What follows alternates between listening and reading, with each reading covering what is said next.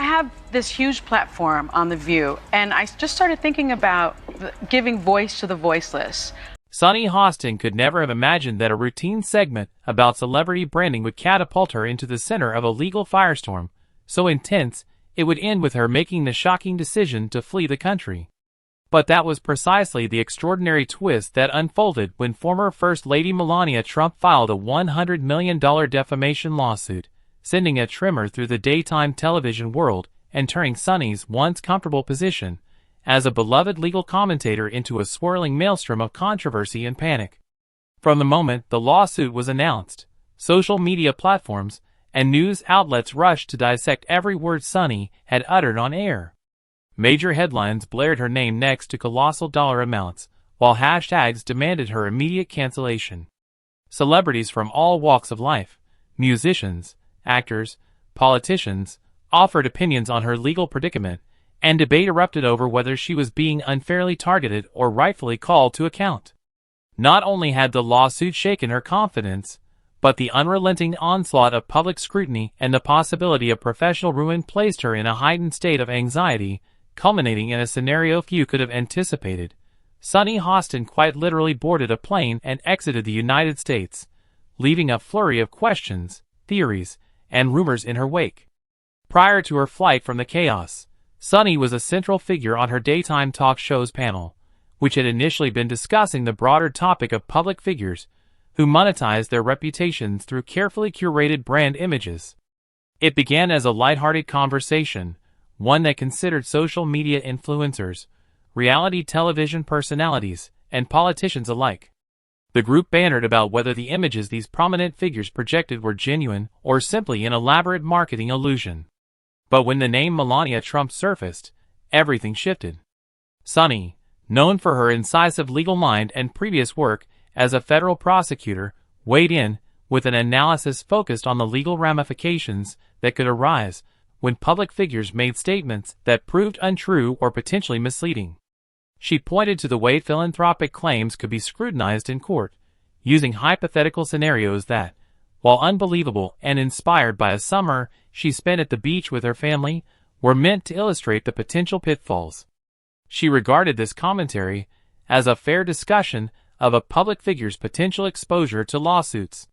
However, her detractors saw it as a thinly veiled accusation that Melania might have engaged in fraudulent or deceptive practices.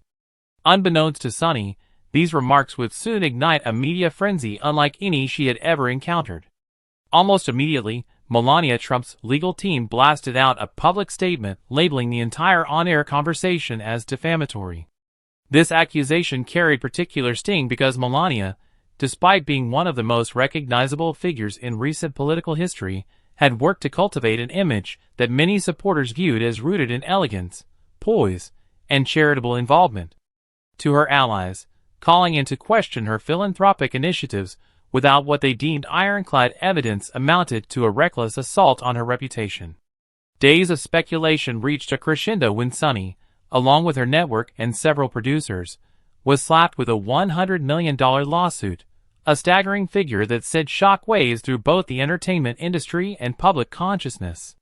Not only was the lawsuit massive, but it threatened to drag the talk show's entire production team into a months-long, or even years-long, legal battle. To add to the tension, rumors swirled about whether the network might part ways with Sunny in order to shield itself from liability. As the story took hold, the public reacted with fiery passion. Social media platforms came alive with hashtags that either demonized Sunny or defended her right to free speech. One camp shouted, "#cancel Sunny," accusing her of using her platform irresponsibly and attacking Melania due to her political associations.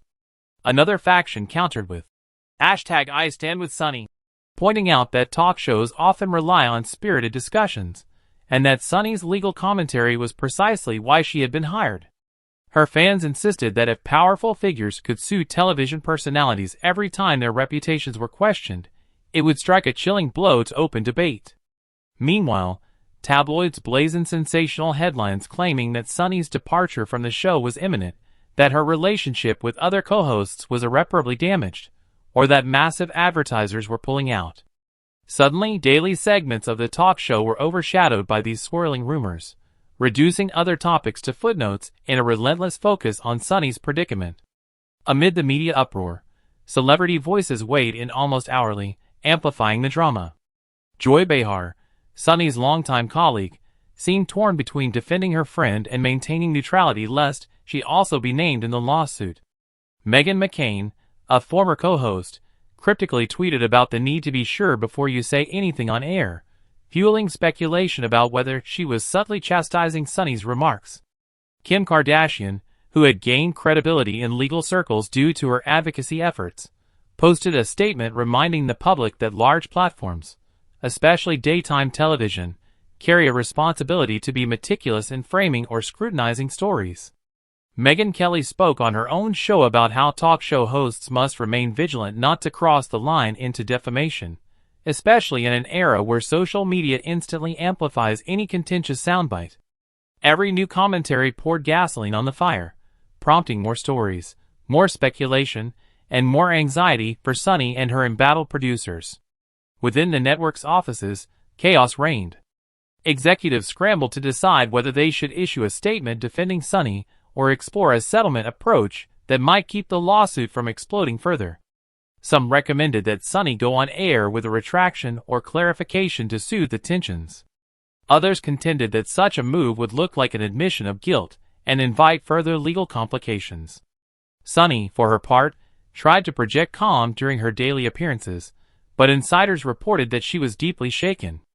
Although she had been no stranger to controversy and had tackled countless contentious issues as a legal commentator, nothing approached the magnitude of a $100 million lawsuit brought by Melania Trump.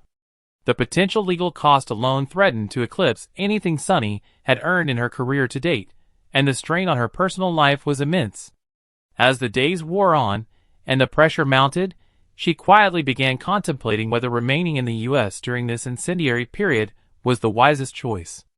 Suddenly, rumors emerged that Sunny had taken a brief trip abroad. Initially, these appeared to be idle tabloid chatter, but the claims gained traction when fans noticed her conspicuous absence on the talk show. Producers cited a previously scheduled vacation, yet social media detectives pored over every possible clue, from flight logs to paparazzi photos. The question of whether Sunny had in fact fled the country to seek refuge from the lawsuit quickly became the top trending topic.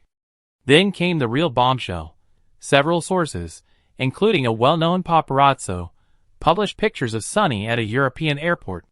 She appeared hurried and anxious, half disguised by sunglasses and a scarf, making her way through a private terminal. A statement from her representative insisted she was simply on a long-planned family vacation.